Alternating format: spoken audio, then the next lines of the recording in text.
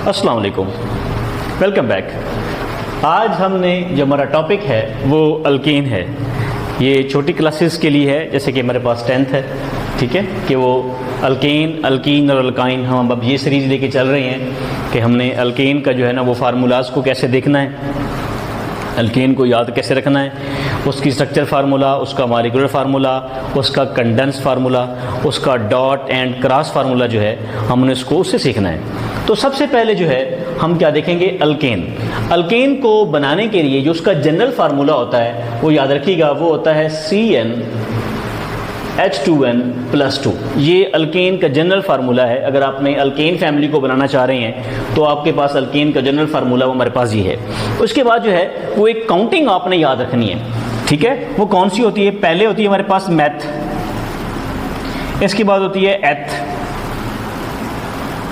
Prop, एक होती है ब्यूट, नेक्स्ट है पेंट, फिर हेग्स, फिर हेप्ट, फिर ऑक्ट, इस तरह नॉन और लास्ट है deck.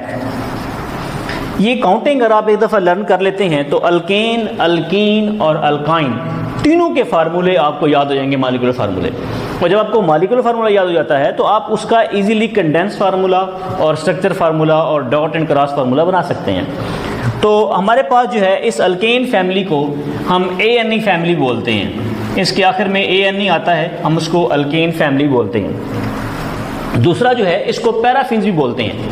Para mean less, affins mean affinity और रिएक्टिविटी होती है, ये लेस रिएक्टिव होते हैं। वजह ये है कि ये अल्केन जो हैं वो सारे के सारे सैचुरेटेड हाइड्रोकार्बन होते हैं। इसमें सारे सिंगल बॉन्ड होते हैं, यानी कि सिग्मा बॉन्ड होते हैं। तो अब हम इसको देखेंगे। पहला हमारे पास मेथ है, इसको हम कैसे इसका बनाएंगे, तो इसके साथ हम लगाएंगे ANE, क्योंकि ये अल्केन फैमिली का है तो ये बन जाएगा मीथेन। मीथेन में इसमें जो कि एक कार्बन होता है, ठीक है, तो इसका N यहाँ फर्स्ट है। आप यहाँ देखेंगे C में यहाँ लगाऊंगा N की जगह 1, H2 N की जगह 1 +2, क्या बन जाएगा C1, 2 1 द 2 +2 4। तो इसका मॉलिक्यूलर फार्मूला क्या बन जाएगा, CH4। हमारे पास बड़ा सिंपल तरीका है मीथेन को बनाने का। दूसरा, अब हमने इथेन को बनाना है। इसके साथ क्या लगाना है, EN लगा देना है, ANE, ठीक है, ANE लगा दिया। अब ये बन गया प्रोपेन। इस तरह ये क्या बन जाएगा, इथेन, ठीक है। अब इथेन बन गया। इथेन जो है ये चूंकि सेकंड नंबर पे है तो इसका N2 होगा। अब आपने क्या करना है, इसकी जगह 2 लगा देना, तो क्या बन जाएगा C2, हमारे पास 2 × 2 +2, 2 to the 4 +2 6, क्या फार्मूला बन जाएगा, C2H6। इसी तरह हमारे पास नेक्स्ट है, हम यहाँ C3 लगाएंगे, C3 × 2 +2, 2 यहाँ 3 आ जाएगा, ठीक है। तो हमारे पास ये क्या बन जाएगा, C3H6 और +2 8, कितना बन जाएगा, C3H8। तो प्रोपेन का जो मॉलिक्यूलर फार्मूला है वो C3H8 है। इसी तरह ब्यूटेन का बन जाएगा, ठीक है, C4H10। इसी तरह पेंटेन का बन जाएगा C5H12। इस तरह हेक्सेन का बन जाएगा। आप सब एंड पे ANE लगाते आएंगे। ANE लगाने की वजह दोबारा बता रहा हूँ, क्योंकि ये हमारे पास अल्केन फैमिली है, इसके एंड में ANE आता है, तो इसलिए हमारे पास इसको हम AN लगाएंगे। इस तरह हेप्टेन बन जाएगा, ऑक्टेन बन जाएगा, और नोनेन बन जाएगा, और डीकेन बन जाएगा, ठीक है। इसका मॉलिक्यूलर फार्मूला सिंपल इस तरीके से आप उसको ड्राइव कर सकते हैं। अब नेक्स्ट हमारे पास है क्या, मॉलिक्यूलर फार्मूला के बाद इसका जो है वो स्ट्रक्चर फार्मूला है, जो कि बड़ा आसान है।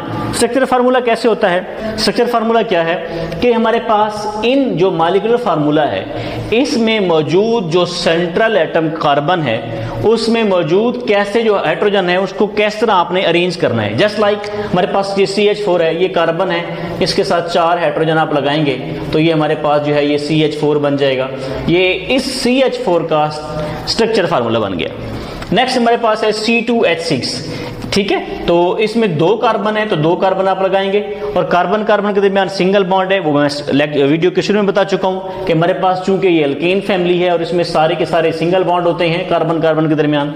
और कार्बन की जो वैलेंसी होती है वो टेट्रा वैलेंसी होती है। किसी भी कंपाउंड के अंदर अगर कार्बन की वैलेंसी जो है वो 4 से ज़्यादा है या 4 से कम है तो कंपाउंड स्टेबल नहीं होगा, ठीक है। अगर किसी में कार्बन की वैलेंसी 5 है या 3 है, बॉन्ड बन रहे हैं, 5 बन रहे हैं या 3 बन रहे हैं, तो वो कंपाउंड सही नहीं है। तो आपने उसकी टेट्रा वैलेंसी को पूरा करना है। देखना है कि यहाँ जो है हमारे पास 6 हाइड्रोजन है, तो 3 जो है आपने फर्स्ट के साथ लगाने हैं, तो 3 जो है सेकंड के साथ। अब आप काउंट करेंगे तो आपके पास जो है ना 4 वैलेंसी इसकी सेटिस्फाई हो जाएगी, पूरी हो जाएगी। इसी तरह हमारे पास थर्ड वाला है, उसमें जनाब 3 कार्बन है। आपने कैसे करना है, 3 कार्बन लगा दिए, यहाँ जनाब इनके दरमियान सिंगल बॉन्ड लगा दिया।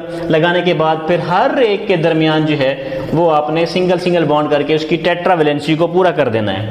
1 2 3 4, 1 2 3 4, ये याद रख लेना है जो ये सिंगल बॉन्ड है ये इन दोनों कार्बन का म्यूचुअल है। इस तरह ये वाला भी इन दोनों कार्बन का म्यूचुअल है। तो अब आप काउंट कर सकेंगे कि हमारे पास C3H8 जो है वो किस तरह फॉर्म्ड हुए हैं, और ये हमारे पास क्या बन जाएगा, स्ट्रक्चर फार्मूला।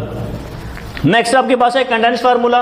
कंडेंस फार्मूला कैसे करेंगे, देखो ये वाला ऐसे है ना, इसको आप ऐसे लिख सकते हैं C3H CH2 और ये क्या बन जाएगा CH3। इस तरह नेक्स्ट वाले का क्या बनेगा H3C CH2 CH2 CH3। इसको एक और टर्म में भी लिखा जा सकता है, वो कैसे, ये देखें यहाँ CH2 CH2 दो हैं, तो आप दरमियान में लिख दें CH2 ब्रैकेट लगा के, इधर भी CH3 है और इधर भी CH3 है, तो ये हमारे पास जो है ये भी कंडेंस फार्मूला कहलाता है।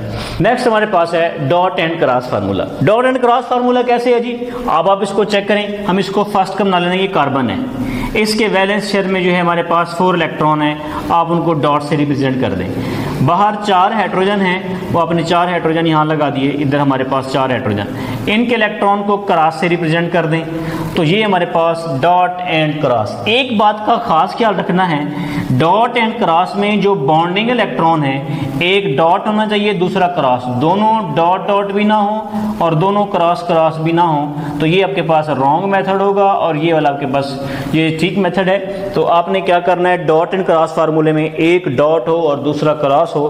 तो इस तरह जो है आपने अल्केन को कैसे बनाना है और उसके फार्मूलाज को कैसे रिप्रेजेंट करना है, ये हमने आज के लेक्चर में सीखा। इंशाल्लाह नेक्स्ट जो है हम अल्केन का सीखेंगे।